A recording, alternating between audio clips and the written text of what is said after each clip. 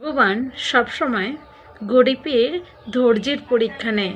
ভগবান এটা মনে করে যে গরিব কতটা তার ধৈর্য, তার ক্ষমতা, মানে সে কতটা ধৈর্য ধরে রাখতে পারে। দেখো, সে তার যথারীতি পারে, সে তার প্রাণ চেষ্টা করে সে তার ধৈর্য ধরে রাখে। আর ভগবান দেখবে বিশেষ করে হলে গরিবের ধৈর্যের পরীক্ষা বেশি নেয়।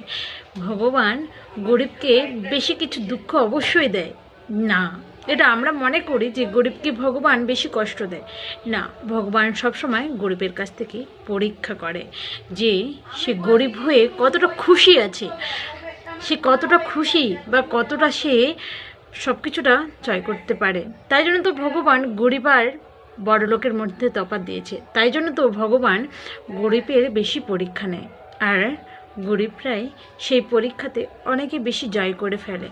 সে হোক কিংবা বড় অসুখের মধ্যে হলেও, বড় কিছু হলেও। আর এই জন্যই তো বলে ভগবানের মার কখনোই বাদ যায় না। তাই ভগবান গরিবকে সবসময় ধৈর্য শেখায়, ভালোবাসতে শেখায়, সব কিছুটা আগলে রাখতে শেখায়। গরিব বলে সেও, তাকেও মানুষ বলে গণ্য করা যায়। কিন্তু এই দুনিয়ায় মানুষ কি মনে করে বলে তো, যার কাছে অর্থ বেশি আছে গরিব তার পার তলায় আছে। গরিব যে গরিব তার থেকে বড় কেউ নেই।